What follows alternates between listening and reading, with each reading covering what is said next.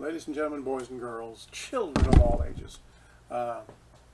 Those of you that might know me could possibly know that I used to do some announcing with the Scio Buckaroos Equestrian Club.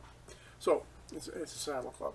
So one of my interests was, ladies and gentlemen, boys and girls, children of all ages, sit on down, have a good time, and we're going to learn some things too.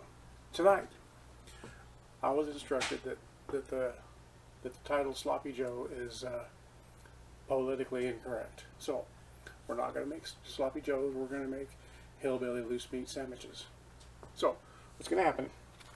I got me some elk burger, and I've got me some fresh ground beef here from a local source. I'm going to brown this up and add some secret sauces and spices to this mix, and we're gonna, well, I'm gonna brown it up. I'm gonna drain a bunch of the grease off of it because you know how I feel about grease and fat. So when we get to that point, I'll start this back up. I'm gonna start by browning, throwing a little bit of onion in with it, just because, and then I'll come back to you. All right, boys and girls. I got a plug for you. Portland Bagel Works. Portland Bagel Works, not Bagel Works. The bagel maker is a friend of mine, a friend of our family. They produce these luscious little beauties. This is what we're going to be serving these loose meats on. These are Asiago cheese and jalapeno cheddar. They are soft, they are tough, they are wonderful, good-sized bagels. Got the good hole in the middle of them. This guy does amazing work. That is Portland Bagel Works. Let me pull up his info here. The telephone number you can reach him at is 503-510-4857. You're going to want to talk to Rick at Portland Bagel Works. One more time, Portland Bagel Works, 503-510-4857. I'll be back. All right, boys and girls, little change in plan.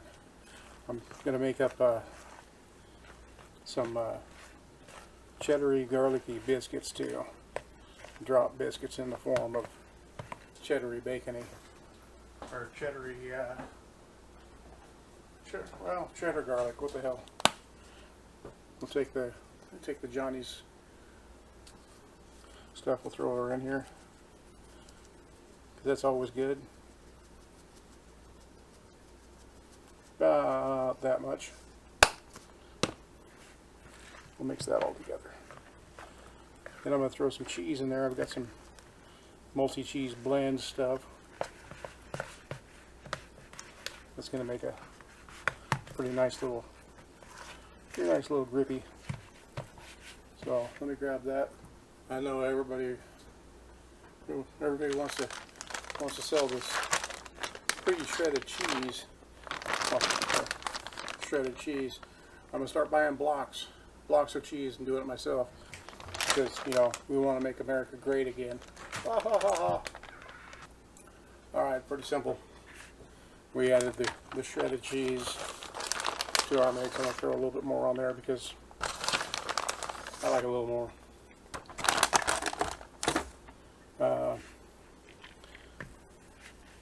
It's got the oven set for 425 degrees.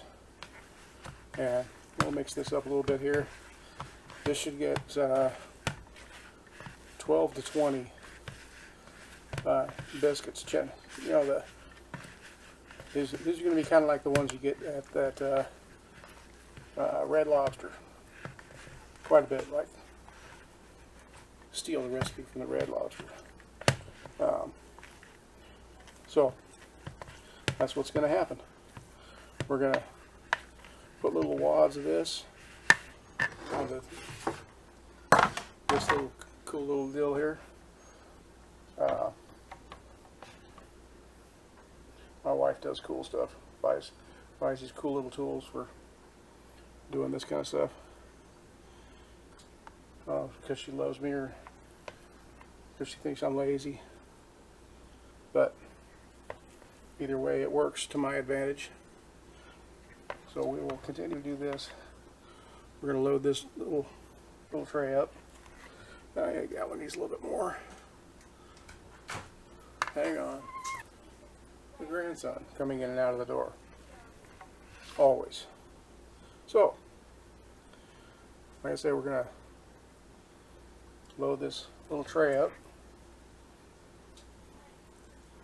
These cool little cheesy garlicky biscuits. And then we'll throw them in the oven for 14 to 16 minutes at 425 degrees until they become nice and golden brown and a little crusty on the top, because that's the way I like it. So,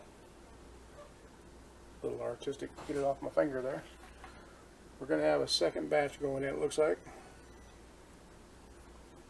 because we don't want to make them too darn big or they won't cook right, or nobody will eat them. Nobody will eat the rest of the food. Make them big enough though, if somebody wants to put some of this burger mix and stuff on it, or split them open to put the burger mix and stuff on it. They'll be big enough. Not too big, as long as they're all consistent. If they're all consistent, I can put them in there for as long as it needs to be. So 425 degrees, 13 to 17 minutes in there at that. The tops of these are going to be nice and golden brown. It's going to be beautiful. I'm going to make up a butter sauce to sprinkle over the top with some more of this Johnny's stuff in it. It's going to be a beautiful day. Alright, boys and girls. The ingredients in my sloppy hillbilly stuff, loose meat sandwich stuff. I cheated. I used a little bit of Rotel, just a little can. Throw the Rotel in there on top of the tomato paste, tomato puree, brown sugar, a little bit of black pepper. We have crushed dried red pepper, crushed dried green pepper. Let's see, what else do we have? Just a little bit of chili powder. And, oh, the beepin', that's the magic popcorn box maker with the butter for these biscuits. Along in those ingredients, throw a little bit of vinegar in there and mix it all together. It's a beautiful thing. Kind of tastes like a little bit of a barbecue sauce kind of thing, but we throw it in the hamburger that we browned up. That turned out to be really super lean hamburger, 95 or better. I got no grease in the bottom of the pan, so I didn't strain it out at all. I threw my 2.5, 3 cups of my sauce in there, and my 1 small can of the Rotel. For those that don't know Rotel, it's amazing little stuff. Green chilies and red wrapped tomatoes. It's so good to cook in just about anything. One more time, we're putting these on Portland Bagel Works bagels. Rick, the proprietor, is a close personal friend.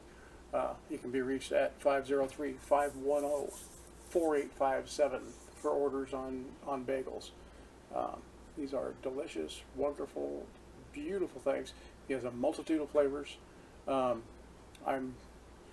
a lot conservative, so I stick with the jalapeno, cheddar, and the Asiago cheese ones. Sometimes I get the everythings. Sometimes I get the raspberry, blueberry, some berry flavors. My wife loves those things. Not really my cup of tea, but they're great anyway. So while the stuff is simmering, I'm gonna grab this this butter mix out of the magic popcorn box maker, and I'll come back to you and we'll stir this all up and see if we can get the stuff going. Alright, as you can see, the butter is melted. It's rendered the fat down.